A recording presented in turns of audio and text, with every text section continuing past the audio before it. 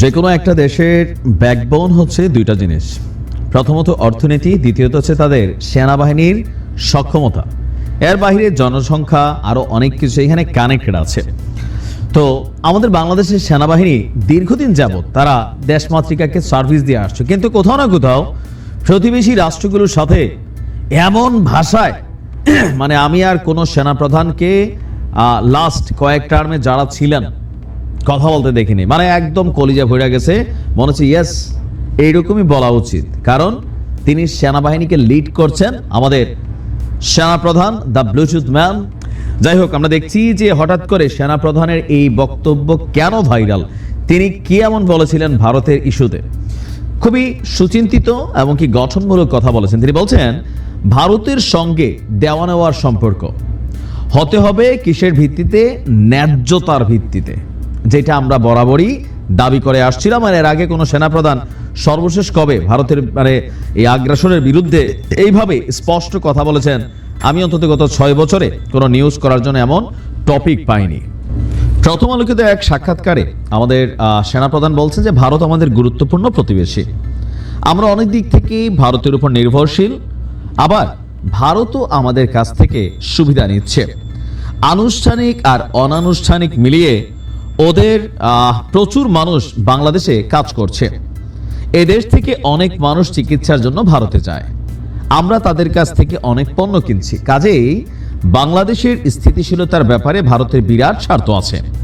এটা একটা দেওয়া নেওয়ার সম্পর্ক, তবে এই সম্পর্কটা হতে হবে ন্যায্যতার ভিত্তিতে। যে কোনো দেশ সবসময় অন্য দেশ থেকে সুবিধা পেতে চাইবে, এটা দোষ না। আমি যদি আদায় করে নিতে না পারি, দোষ তো আমারও। এই বিষয়গুলো দেখতে হবে। আমাদের ন্যায্যতার ভিত্তিতে সুসম্পর্ক বজায় রেখে চলতে হবে। জনগণ যেন কোনোভাবেই মনে না করে ভারত বাংলাদেশের উপর কর্তৃত্ব করছে বা এমন কিছু করছে যা আমাদের স্বার্থের পরিপন্থী। কোনোভাবেই মানুষ যেন এটা না ভাবে।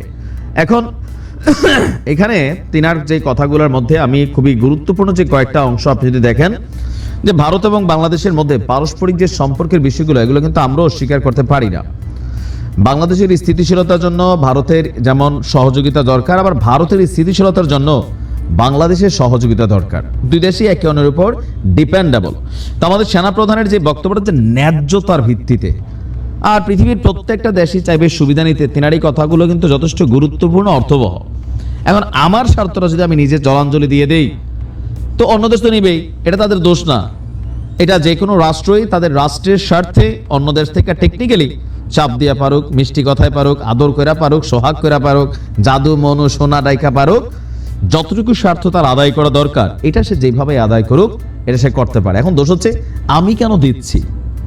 আমি যদি না দেই, আমি যদি নিজের অধিকারটা বুঝে না নিতে পারি, তাহলে তো ভাই যারা নিচ্ছে তাদের দোষ না। এখন এতদিন পর্যন্ত এটা কেন দোষ ছিল যে আমাদের রাজনৈতিক সরকারগুলো জনগণের উপর আস্থা না করে প্রতিবেশী রাষ্ট্র, বিদেশি শক্তি তাদের উপর কিন্তু আস্থাশীল। এটা বাস্তব। বিএনপি গত 17 বছর কেন আসলে তারা পারেনি শেখ হাসিনা সরকারের পতন করাইতে বা মাঠে নাইমা প্রটেস্ট করতে? একটাই কারণ, জনগণের উপর তাদের যে ভরসার জায়গাটা হালকা ছিল। তারা চলে গেছিল আমেরিকার কাছে, আরো বিভিন্ন জায়গায় কন্টিনিউ এই কাজগুলো করেছে। কিন্তু ছাত্রদের ইস্যুটার পর আবার মানুষের মধ্যে একটা ফ্যাক্ট ক্রিয়েট হয়েছে যে না, বিদেশি কোনো শক্তি টক্তি আসলে দেশকে কন্ট্রোল করে না, কোথাও না কোথাও দেশের জনগণ। সো এই জনগণের উপর আস্থা থাকতে হবে, সরকারকে জনগণের পালস বুঝতে হবে। আর জনগণ যদি কোনো দেশের সরকারকে সাপোর্ট করে, সেই সরকার অবশ্যই অনেক শক্তিশালী হয়, যে কোনো দেশের সাথে ন্যায্যতা এবং সমতার ভিত্তিতে নিজেদের অধিকারগুলো আদায় করার ক্যাপাবিলিটি রাখে। তবে এমনভাবে কোনো সেনাপ্রধান কিন্তু এই বিষয়গুলো আর বলেনি। ভারতের বিভিন্ন ধরনের হুমকি ধামকির এগেনস্টে তিনি কিন্তু সুন্দর ভাষায় যেটা বোঝানোর সেটা বুঝাই দিয়ে গেছেন।